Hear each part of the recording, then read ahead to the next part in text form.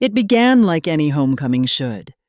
I'd just wrapped my sophomore year at UC Santa Cruz, drained from graphic design critiques, coding marathons, and nights blurring into dawn. At 22, I craved the calm of my dad's house in Santa Cruz, where the ocean's steady rhythm and the scent of pine offered a much-needed pause. My dad, a tech consultant, had married Elise 2 years prior, a woman who commanded every space with her polished style, her laughter vibrant but edged, her presence like a beacon you couldn't ignore. I didn't mind her, but her intensity kept me on guard, her compliments too sharp, her glances too piercing, her voice softening when she said my name. Lucas. I told myself I was overthinking, mistaking her warmth for something else. Dad's job sent him globe-trotting for weeks, and Elise filled the house with her energy, cranking jazz, hosting lively wine nights, turning our home into her canvas. I planned to lie low, recharge, and dodge her spotlight. But life, as it does, had other ideas. This story's raw and real, so stick with me. It's a ride worth sharing. That first weekend, Elise announced a small gathering with friends from her old town.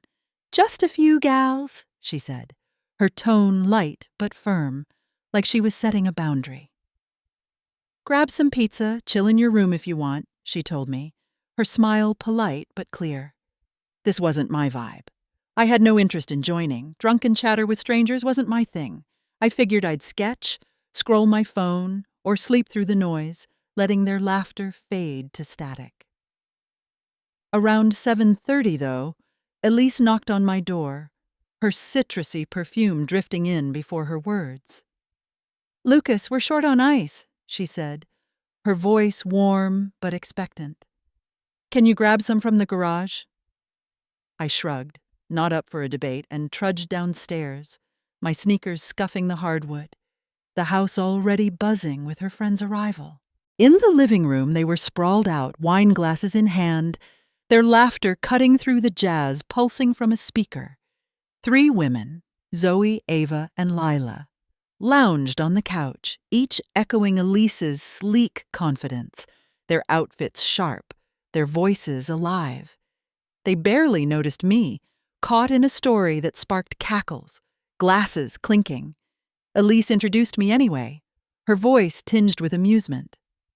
"This is my stepson Lucas," she said, a sly smile flickering, like she was in on a private joke. Zoe, her hair cascading over one shoulder, spoke first. "The quiet one, huh?" she teased, laughing, the others joining in. My face warmed and I managed a tight smile, muttering about the ice before escaping to the kitchen. Elise's gaze lingered, steady, like she was waiting for something. But she didn't speak, her silence louder than the music. I dumped the ice into a bucket and retreated to my room, the party's noise seeping through. Clinking glasses, bursts of laughter, the occasional shout. I tried to tune it out, watching videos, texting friends, sketching a rugged coastline. But my mind kept snagging on Elise's smile, Zoe's teasing tone, the way their eyes had grazed me, dismissive yet curious. A restless unease churned in my chest, not anger, but a knot of discomfort and confusion I couldn't name. Hours later, the thirst dragged me downstairs. The party had shifted to the master bedroom, voices echoing, giggles, a shout about a card game, more laughter. I didn't care to know more.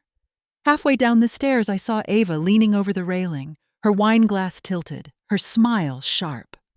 "The shy guy's still awake?" she called, her tone playful but edged. I nodded, avoiding her eyes, and headed for the kitchen. As I filled a glass with water, footsteps approached. Soft, deliberate. "Lively night," Elise said, her voice warm, barefoot across the tile. Her silk dress caught the light, her perfume citrusy and heavy, filling the quiet. "We haven't had one like this in a while," I mumbled. "Sounds fun," keeping my eyes on the sink.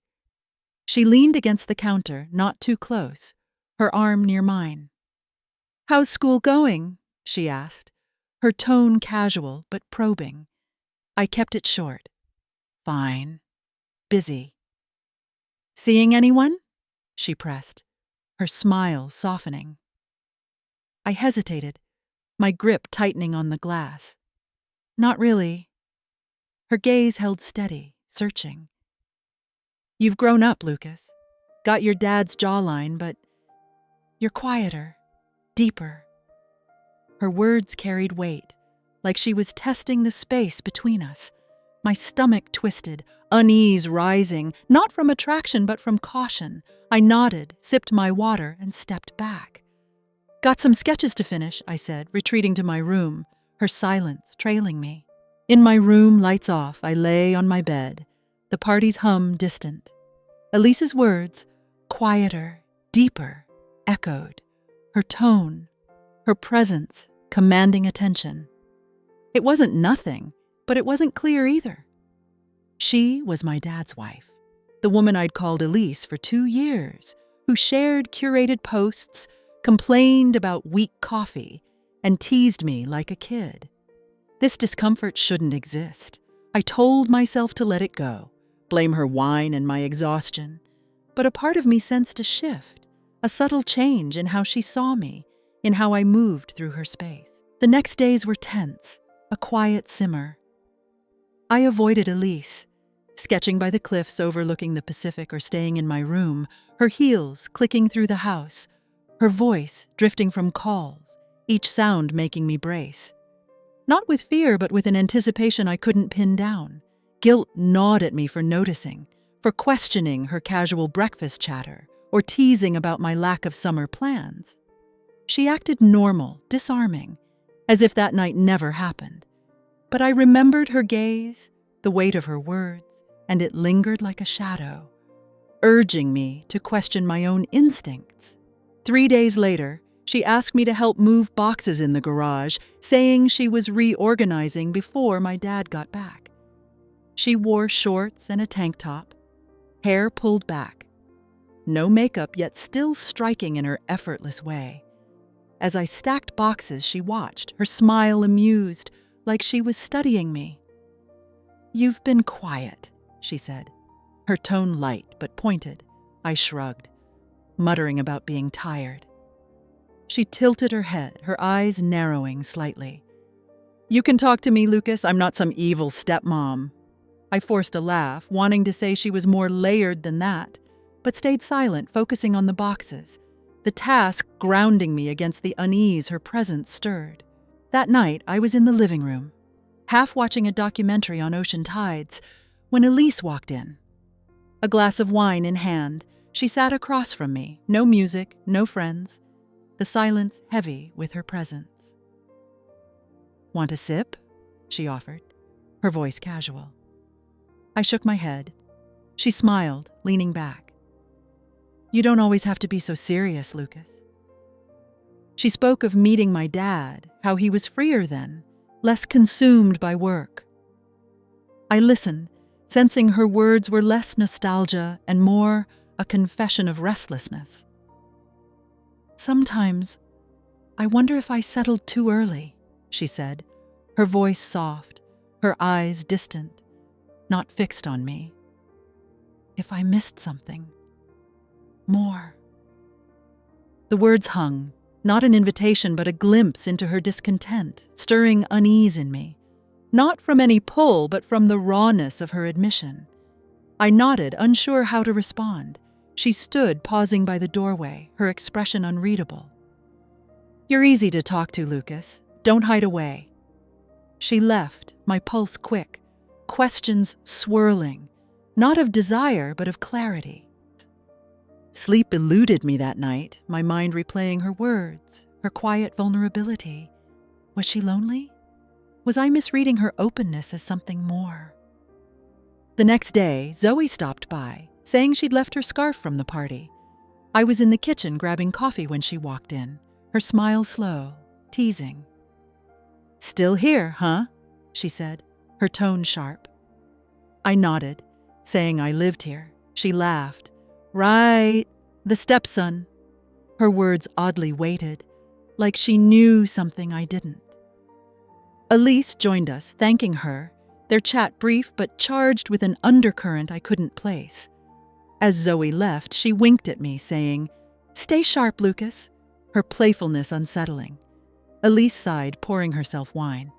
"They're a lot, aren't they?" I nodded, her next words heavy. "You're not the only one feeling out of place here, Lucas." Her confession lingered, a shared truth I didn't know how to hold. Was she reaching out, or was I projecting my own displacement onto her words? That evening I sat in the backyard sketching the horizon, the ocean's hum grounding me, when Elise joined me barefoot holding a glass of water, her presence softer now. "I don't always know who I am here," she said, her voice low, raw. "I used to feel alive, I guess. Now I'm just part of the backdrop." I froze, any reply feeling like a misstep, her vulnerability disarming. "You feel it too, don't you?" she asked, her eyes steady, not probing but seeking connection. "Like you don't quite fit?" I nodded, my voice quiet. "Yeah, sometimes." The moment held. A shared understanding, heavy but clear, not dangerous but profound. That night marked a shift. Elise's intensity softened, her teasing replaced by a cautious respect, like she'd sensed my unease and pulled back. I saw her differently, not as a puzzle to solve, but as someone grappling with her place in this house, in my dad's life. When my dad called from Seattle, his voice upbeat, I felt guilt for the tension I'd built in my mind, for assuming Elise's friendliness was anything but a search for connection. She was in the room, her face neutral, but her silence hinted at her own struggles, mirroring mine. One evening, I found her in the kitchen staring at a photo of her and my dad from their wedding, her eyes distant. The door was open. I hesitated, but her voice stopped me. "Lucas, do you ever feel like you're living someone else's story?" I leaned against the counter, considering. "Sometimes, like I'm just playing a role." She nodded, setting the photo down. "I thought marrying your dad would be enough. But I feel stuck, like I'm not me anymore." Her honesty disarmed me. A window into her loneliness. Not a plea, but a truth shared. "You're not stuck," I said, surprising myself. "You're more than this house, Elise. You can find that spark again." Her smile was small, grateful, a flicker of hope. "You're wise for 22, Lucas. Thank you." That conversation opened a door, not to anything inappropriate, but to understanding. We started talking more, not late-night confessions, but real discussions. Over coffee while sorting mail or pulling weeds in the garden. She shared her past as an art curator, dreams she'd shelved for stability. I spoke of my design projects, my fear of falling short, my search for purpose. The tension dissolved, replaced by a tentative connection, not familial but human, built on mutual vulnerability. Elise asked about my mom once, not prying but curious, and I shared how her absence shaped me, how I learned to guard my heart. She listened, her usual polish giving way to quiet attention, and I saw her not as a stepmom, but as a person, navigating her own uncertainties. When my dad returned, the house felt different, less strained, more open. At dinner, he shared stories from his trip, his hand resting on Elise's, her laughter softer but genuine. I spoke up, sharing a design project I was proud of, feeling less like an outsider. Elise caught my eye, her smile warm, not loaded, a nod to our talks. Later, she slipped a note under my door. "Thanks for listening. Let's keep this real." I kept it. A reminder of a boundary respected, a bridge built through words, not actions. The days that followed were quieter, the shift enduring. Elise and I weren't close, but we weren't strangers either. She drank less, started sketching again, even joined me for a walk along the cliffs, our conversation light but real, about art, the ocean, the future. My dad noticed, commenting on how we got along better now. I nodded, not ready to unpack the journey, but grateful for the clarity. One afternoon, I overheard Elise on the phone, signing up for an art workshop, her voice alive, purposeful. I smiled, sketching in my room, feeling for the first time like I belonged, not as a guest, but as Lucas, seen for who I was. My friend Max texted, asking about my summer. "Stepmom drama?" I replied, watching the waves. "No drama, just understanding." He asked, "If I need that?" I answered, "Be honest, Max. Listen, that's where it starts." Some connections don't need names. Some moments don't need endings. A summer of silence, when you're seen for who you are, can build a home you didn't expect. If you've navigated a tricky family tie, drop a below, a nod to shared journeys. Thank you for listening. Please share your thoughts, like this video if you found it helpful, and subscribe for more.